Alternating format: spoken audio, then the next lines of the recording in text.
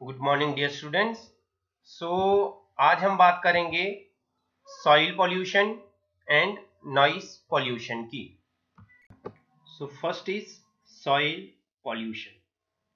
Soil pollution पे जाने से पहले हमें पता होना चाहिए what is soil. Dear students, जो हमारा अर्थ का टॉप लेयर है जिसको हम क्या बोलते हैं, क्रस्ट बोलते हैं। क्या बोलते हैं?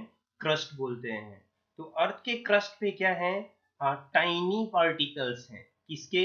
वो ऑर्गेनिक मैटर के हो सकते हैं या इनऑर्गेनिक मैटर के हो सकते हैं। उसे क्या बोला जाता है? सॉइल। क्या बोला जाता है? Soil. So soil is defined as the top layer of the earth crust. उसे क्या बोला जाता है? सॉइल। और इसमें क्या क्या होता है? ऑर्गेनिक मैटर हो सकता है, इनऑर्गेनिक मैटर हो सकता है, water, air and living organism हो सकते हैं। बोलने का मतलब है ये सॉइल का क्या है बच्चे? ये क्या है? डेफिनिट कंपोजिशन है। ये सॉइल का क्या है? डेफिनिट कंपोजिशन है। सॉइल में ये सारे कंपोनेंट्स मिलेंगे ही मिलेंगे। और ये जो एलिमेंट्स हैं ये क्या करते हैं? ये सपोर्ट करते हैं और न्यूट्रिएंट प्रोवाइड्स करते हैं। किसको? चाहे वो प्लांट्स का ग्रोथ हो या कोई ह्यूमन एक्टिविटीज हो, राइट। और जब इन्हीं डेफिनिट कंपोजिशन में, जब इस डेफिनिट कंपोजिशन में क्या आ जाता है? चेंज आ जाता है। क्या आ जाता है? चेंज आ जाता है। तो उसे क्या बोला जाएगा? Soil pollution. क्या बोला जाएगा? Soil pollution. when the definite composition of the soil is changed। अभी जो definite composition of the soil था वो कैसे चेंज हो सकता है? वो नेचुरल फैक्टर्स से भी चेंज हो सकता है एंड ह्यूमन एक्टिविटीज से भी चेंज हो सकता है। तो उसे हम क्या बोलेंगे? Soil pollution.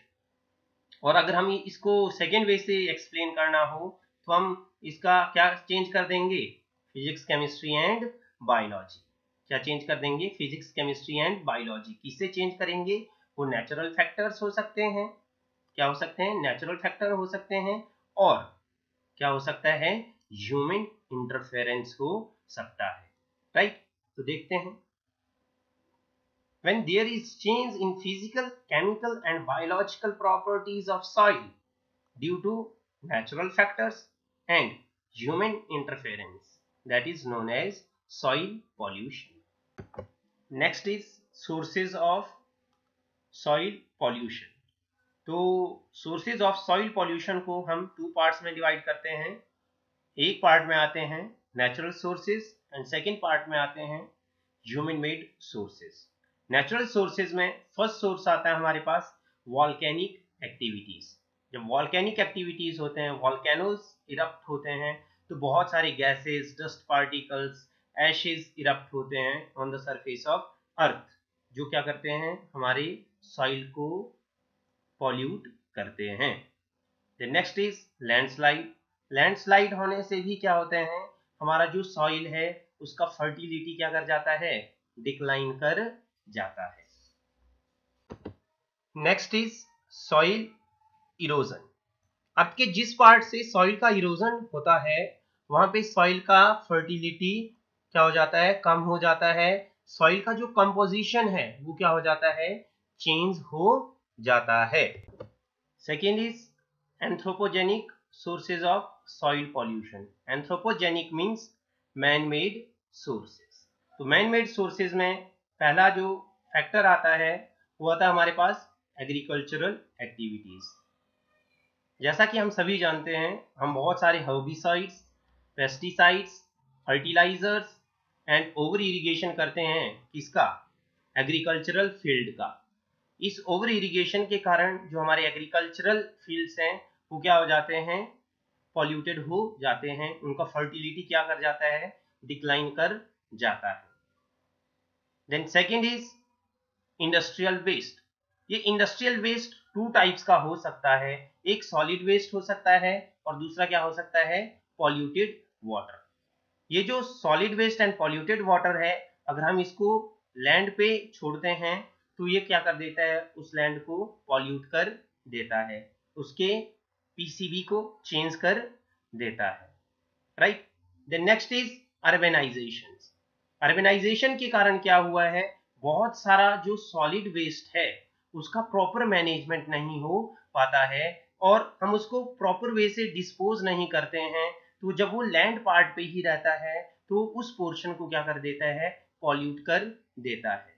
और इंडिया के लगभग सभी सिटीज में हर दिन 50,000 to 80,000 metric ton solid waste produce होता है। तो आप गेस कर सकते हैं कि अर्बेनाइजेशन बहुत रैपिड रेट से सॉइल पॉल्यूशन को लीड कर रहा है, राइट। देन नेक्स्ट आता है हमारे पास माइनिंग। माइनिंग के कारण क्या होता है, कुछ जो पार्टिकल्स हैं वो हमारे एटमॉस्फेयर में चले जाते हैं, देन अगेन वो धीरे धीरे क्या हो जाते हैं, हमारे लैंड सरफेस पे डिपॉजिट होना स्टार्ट कर देते हैं, जिससे क्या होता है, जो सॉइल है उसका कंपोजिशन चेंज हो जाता है, उसका फर्टिलिटी डिक्लाइन कर जाता है। The next is domestic solid waste.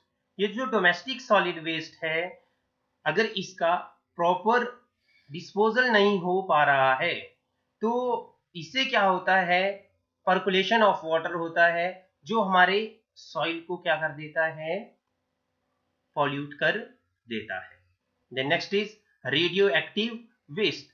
Radioactive waste सबसे ज्यादा अगर इंपैक्ट डालता है तो वो डालता है कंपोजिशन ऑफ सॉइल पे, जिसके कारण सॉइल का फर्टिलिटी डिक्लाइन कर जाता है। Effects of soil pollution. तो इफेक्ट्स ऑफ सॉइल पॉल्यूशन में हम पहला इफेक्ट देखते हैं कि जो हमारे पास सॉइल का फर्टिलिटी है वो क्या हो जाता है, डिक्लाइन हो जाता है। किसके कारण, सॉइल पॉल्यूशन के कारण। अब जो हमारा सॉइल है अगर वो पॉल्यूट हो जाता है तो उससे चांसेस बनते हैं कि जो डिफरेंट डिफरेंट केमिकल्स हैं वो सॉइल के थ्रू हमारे क्रॉप्स में आए और क्रॉप्स के थ्रू किस में आ जाएं, हमारे फूड चेन में। किस में आ जाएंगे, हमारे फूड चेन में। यही सॉइल वेस्ट क्या क्रिएट कर सकता है, टॉक्सिक डस्ट भी क्रिएट कर सकता है, राइट। देन क्या होता है, अब देखो जो हमारा सॉइल है वो पॉल्यूट हो चुका है, क्या हो चुका है, पॉल्यूट हो चुका है। तो जब उससे क्या होगा, रन ऑफ होगा। रन ऑफ का यहाँ पे मीनिंग है जब वहां से वाटर फ्लो करेगा तो वहां से वो क्या करेगा, बहुत सारे केमिकल्स अपने साथ लेके चलेगा और किसको अफेक्ट करेगा, रिवर्स को।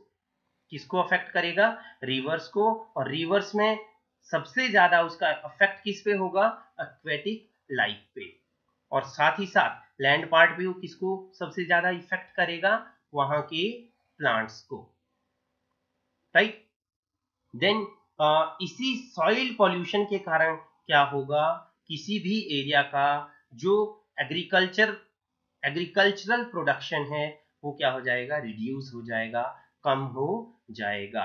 देन नेक्स्ट इफेक्ट हो सकता है कि जो हमारे पास फ्लोरा एंड फाउना है उसमें क्या आ जाए, इम्बैलेंसेस आ जाएं। किसके कारण, सॉइल पॉल्यूशन के कारण बहुत सारे हेल्थ प्रॉब्लम्स आ सकते हैं। इसी सॉइल पॉल्यूशन के कारण क्या हो रहा है, जो ड्रिंकिंग वाटर सोर्सेज हैं वो भी क्या हो रहे हैं, पॉल्यूट हो रहे हैं। और जो इसका सबसे बेस्ट एग्जांपल है इंडिया में वो आता है cancer belt of Punjab. Punjab में भी स्पेशली बठिंडा, यहाँ पे क्या है, बहुत सारे लोगों को क्या हो रहा है, कैंसर हो रहा है। क्यों हो रहा है, एक यहाँ पे वाटर बहुत ज्यादा पॉल्यूटेड हो चुका है, दो यहाँ का जो सॉइल है वो काफी सारा पॉल्यूटेड हो चुका है और वो सारा का सारा पॉल्यूटेड जो मटेरियल है वो क्रॉप्स के थ्रू किस में आ रहा है, हमारे फूड चेन में आ रहा है और लोगों को क्या कर रहा है, जो लोगों के सामने हेल्थ हैजार्ड बन के आया है। अब बात करते हैं नॉइस पॉल्यूशन का, राइट। सो नॉइस पॉल्यूशन क्या है, एक स्टेट है, क्या है, एक स्टेट है। कैसा स्टेट है, अनबियरेबल एंड अनकंफर्टेबल स्टेट है। किसके लिए, ह्यूमन बीइंग्स के लिए, which is caused by noise. So उसे क्या कहेंगे हम, नॉइस पॉल्यूशन, राइट। अगर हम इसको दूसरे वे में डिफाइन करना चाहें तो ये क्या है, एक an undesirable sound. Noise pollution क्या है, an undesirable sound which is unbearable, irritating and affects the human brain, that is known as noise pollution। और अगर हम इसको डिफाइन करना चाहें तो बोल सकते हैं high level of noise, high level of noise above tolerance level of human beings, that is known as noise pollution। जो ये नॉइस है, नॉइस को डेसिबल्स में मेजर किया जाता है। नॉइस को किस में मेजर किया जाता है, डेसिबल्स में मेजर किया जाता है। अगर जो साउंड है वो 5 dB से कम है तो उसे बोला जाता है लो। अगर ये जो साउंड है वो 5 dB से 25 dB है तो उसे कहा जाता है नॉर्मल साउंड। और अगर 25 dB से अगर साउंड ज्यादा है तो उसे क्या कहा जाता है, noise. Next is sources of noise pollution. So सबसे पहला सोर्स आता है हमारे पास industries and factories.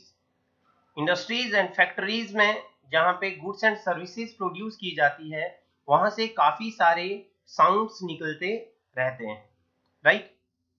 Then second आता है मैकेनाइज्ड कंस्ट्रक्शन। जहां पे कोई कंस्ट्रक्शन वर्क चला होता है तो वहां पे भी बहुत सारा साउंड आता रहता है। Next is demolition works.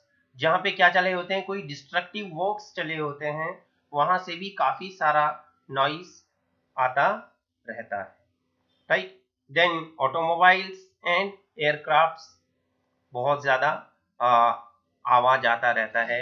जैसे जहां से रेलवे लाइन हो, राइट, या हाईवेज हो तो वहां पे नॉइस बहुत ज्यादा रहता है, राइट। और कुछ ऐसे नॉइस होते हैं जो पीरियोडिक होते हैं। क्या होते हैं, पीरियोडिक होते हैं, जैसे कुछ टाइम पे ही आते हैं। फॉर एग्जाम्पल सायरन का बजना, right. Then next is loudspeaker. Loudspeaker साल के कुछ टाइम में, कुछ फेस्टिवल्स के टाइम्स में बजते रहते हैं तो उससे भी क्या होता है, नॉइस पॉल्यूशन। देन कुछ ऐसे प्रोग्राम्स होते हैं जो डिफरेंट कम्युनिटी से रिलेटेड होते हैं, उनमें भी क्या होता रहता है, बहुत सारा। Next is effects of noise pollution. तो फर्स्ट इफेक्ट क्या हो सकता है, हेडेक हो सकता है। दूसरा क्या हो सकता है, डेफनेस हो सकती है। थर्ड क्या हो सकती है, इरिटेशन हो सकती है। और इसको याद रखना बहुत इजी है। कैसे करके याद रखा जा सकता है, बताइए बताइए जल्दी से। Very good. कैसे, HDI से, राइट। देन सेकेंड क्या हो सकता है, difficulty in talking and listening to others due to noise. So एक दूसरे को सुनना नॉइस के कारण बहुत डिफिकल्ट हो सकता है। Then next is noise disturb the concentration and working capacity of people. तो अगर बार बार नॉइस आता रहेगा तो उससे लोगों का क्या होगा, कंसंट्रेशन डिस्टर्ब हो जाएगा और जो उनका पोटेंशियल है, वर्किंग पोटेंशियल है, वो भी क्या कर जाएगा, डिक्लाइन कर जाएगा। देन नेक्स्ट आता है, जो नॉइस है वो लीड करता है किसको, डिस्कम्फर्ट को, फटीग को एंड लैक ऑफ स्लीप को। अगर बार बार आवाज आता रहेगा तो नींद भी किसे आएगी, है ना। देन जो लास्ट आता है वो आता है, नॉइस पॉल्यूशन के कारण काफी सारे हेल्थ प्रॉब्लम्स भी हो सकते हैं। For example high blood pressure. So that's all for today. Thank you so much.